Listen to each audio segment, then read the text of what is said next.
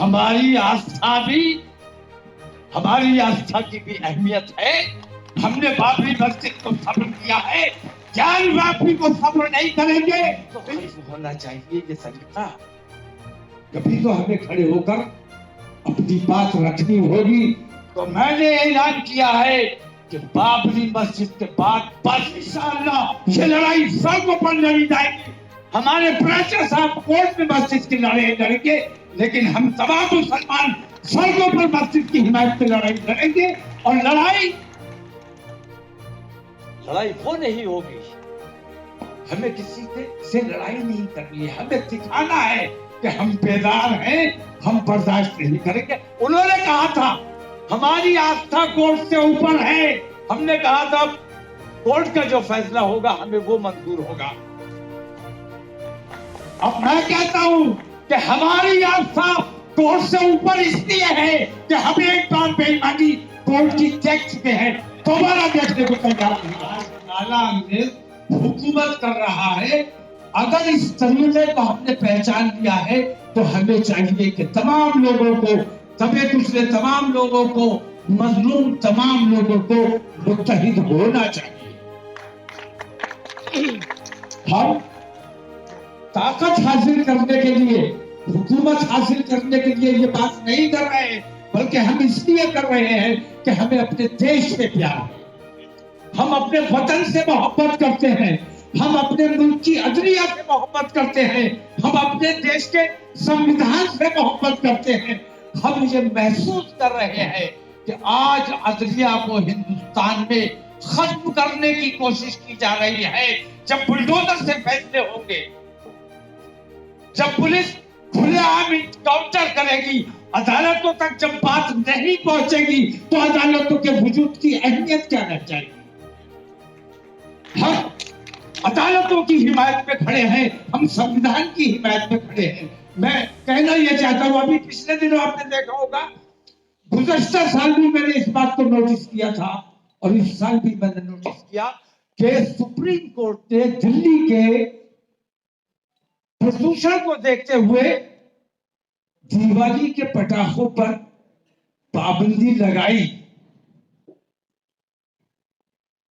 लेकिन supreme court के उस हुक्म की हुक्मदूरी करने के लिए सुप्रीम कोर्ट के सामने जमा होकर तमाम लोगों ने आतिशबाजी छोड़ी और सुप्रीम कोर्ट ने इस पर कोई नोटिस नहीं दिया। ये चिंता का विषय है। सुप्रीम कोर्ट को चाहिए था पुलिस को ऑर्डर करते कि जिन जिन लोगों ने किया है उस तमाम को जेल में डाला जाए। तो सुप्रीम कोर्ट अगर अपनी अहमियत को नहीं समझ रहा है, सुप्रीम कोर्ट अगर हुकूमत की दबाव में काम कर रहा है, तो हमारे लिए चिंता का विषय है। हमें काम करना चाहिए, हमें बताना चाहिए कि देश जाग रहा है, जनता जाग रही है, लोग महसूस कर रहे हैं जो बेईमानियां हो रही है, ये बेईमानियां अब होने नहीं दी जाएगी क्योंकि अवाम में बेदारी आ चुकी है। सुप्रीम कोर्ट के बहुत से ऐसे फैसले जिन पर एतराज किया जाना चाहिए। अभी मैं इतना जिक्र और जरूर करना चाहूंगा और खास तौर से मुसलमानों से और अपने दलित भाइयों से ये बात जरूर कहना चाहूंगा कि ये जब चाहते हैं रविदास मंदिर को तोड़ देते हैं, ये जब चाहते हैं मस्जिद को तोड़ देते हैं, ये जब चाहते हैं इनका हनुमान चालीसा भी मस्जिद के ही आगे हनुमान जी कबूल करते हैं। इन तमाम चीजों को बंद किया जाना चाहिए, सुप्रीम कोर्ट को संज्ञान लेना चाहिए। बाबरी मस्जिद को हमने सब्र किया है इसलिए नहीं कि हम कमजोर थे, बल्कि इसलिए कि हम अपने मुल्क की एकता और अखंडता से प्यार करते थे। हम अपने देश से मोहब्बत करते हैं, अपने देश पे अमन व अमान बनाए रखना चाहते हैं, इसलिए हमने सुप्रीम कोर्ट के फैसले को सर आंखों पर लिया और किसी किस्म का कोई एहतजाज नहीं किया।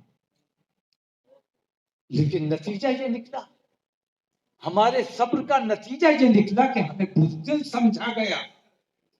और आज मैं कहता हूं कि अगर लोग बेदार ना हुए तो ज्ञानव्यापी उसी तरीके से, उसी बेईमानी के तरीके से ज्ञानव्यापी ये लोग छीन लेंगे। उसी तरीके से मथुरा को आपको आपसे छीन लिया जाएगा, ईदगाह को आपसे छीन लिया जाएगा। उसी तरीके से यके बाद दीगरे, कभी बदायूं की मस्जिद पर हमला किया जाएगा, कभी ईदगाह पर हमला किया जाएगा, कभी जामा मस्जिद पर हमला किया जाएगा। अगर अपनी मस्जिदों को इसी तरह सब्र करना है, कहीं तो खत्म होना चाहिए ये सलीका। कभी तो हमें खड़े होकर अपनी बात रखनी होगी। तो मैंने ऐलान किया है कि बाबरी मस्जिद के बाद बस हमारी आस्था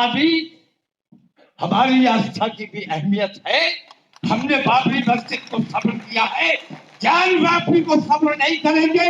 इंशाअल्लाह ये लड़ाई सड़कों पर लड़ी जाएगी।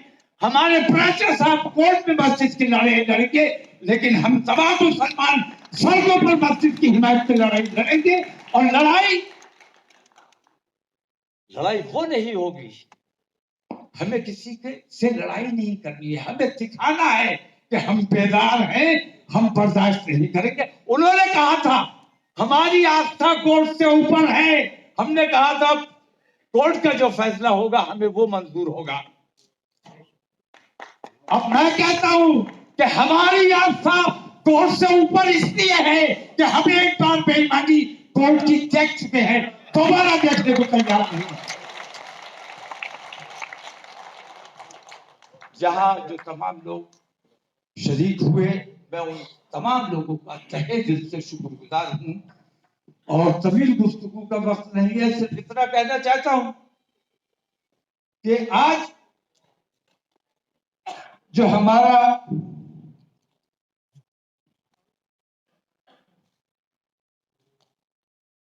ये पूरा हिंदुस्तान जमा हुआ है, हिंदुस्तान के कोने कोने से लोग आए हैं और इस इरादे से आए हैं कि आज कोई फैसला होगा। और मैं ये चाहता था कि पहले मैं अपनी तजवीज रख दूं, उसके बाद आप तमाम लोगों की राय ली जाए, लेकिन कुछ निजाम चेंज हो गया, थोड़ी अफरा तफरी भी रही। हमारे सामने 24 है और मैं ये महसूस करता हूं कि अगर सरसरी तरीके से देखा जाए तो सिर्फ 2 पार्टियां आमने सामने हैं। उन्हीं दोनों के दरमियान पहले और दूसरे नंबर का फैसला होना है। तो इसमें हमारा क्या रोल है, हमारा क्या रोल रहना चाहिए? हम हिंदुस्तान के वासी हैं, हिंदुस्तान में कैसी हुकूमत आनी चाहिए ये हमारी जिम्मेदारी है। हमें बांटा गया है, अगड़े और पिछड़े में बांटा गया है, जबकि हमारे यहाँ इस्लाम में न कोई अफजल है, न कोई अशरफ है, न कोई अफजल है। अगर अफजल है तो अपने आमाल की बुनियाद पर है, लेकिन अगर अशरफ है तो अपने अमाल की बुनियाद पर है। अगर मस्जिद में किसी के साथ ताक़ुब होता है तो ये शर्म की बात है। मस्जिद में अगर अशरफ और अफजल नहीं है तो फिर किसी मामले में नहीं है, शरीयत के खिलाफ है ये बात। जो हुकूमत हमारे मुसलमानों में खास तौर से बंटवारा पैदा करने की कोशिश कर रही है, इसके खिलाफ भी हमें गौर व फिक्र करना चाहिए। तो 24 के हवाले से मैं इतना कहना चाहता हूं कि हिंदुस्तान में कौन सी हुकूमत बने, कैसी हुकूमत बने। मैंने आमतौर से मुसलमानों का रुझान देखा कि चुनाव आने दो, अब के देख लेंगे, मोदी को जीतने नहीं देंगे। मैंने कहा मोदी को हरा दो, फिर किसको लाओगे? जो आएगा वो तुम्हें कंगन पहनाएगा, पहले पहनाए हैं। कांग्रेस आएगी, कांग्रेस पहले भी 10 साल रही है, 10 साल यूपीए की हुकूमत रही। वक्त याद करो, रोजाना तुम्हारे बच्चों का इनकाउंटर हुआ करता था, रोजाना बम ब्लास्ट हुआ करता था, रोजाना तुम्हारे बच्चों को झूठे इनकाउंटर में मारा जाता था। 20-20, 25-25 साल के बाद छूटे हैं, और गिरफ्तारियां की जाती थी, झूठे इल्जाम लगाए जाते थे, हमारे माथे पर आतंकवाद लिख दिया गया था। खुद अपने मंदिर पे बम मारा और कह दिया मुसलमान ने मारा। तो जो बम मारते थे आज वो हुकूमत में बैठे हैं। मैं कहना ये चाहता हूं, जो आज हुकूमत में बैठे हैं, अगर ये हार जाएंगे तो क्या ये अपने घर जाके बैठ जाएंगे? सवाल है मेरा।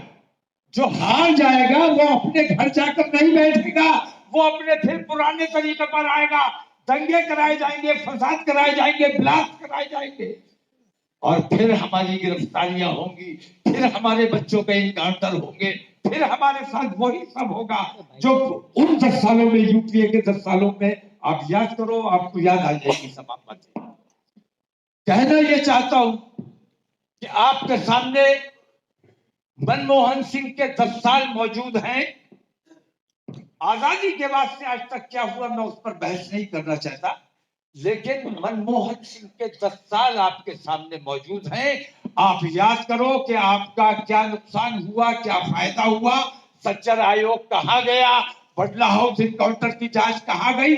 ऐसे 1000 सवाल मेरे पास हैं जिनका जवाब जब तक कांग्रेस नहीं देगी, कांग्रेस की हिमायत नहीं की जाएगी।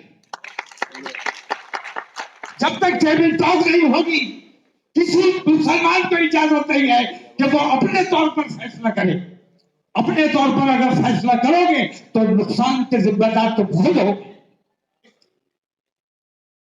मेरे सामने जहां 10 साल नरेंद्र मोदी के हैं, वहां 10 साल मेरे सामने मनमोहन सिंह के भी हैं। 10 साल में नरेंद्र मोदी ने मेरे देश को खोखला करने का काम किया है, मेरे देश को बेचने का काम किया है।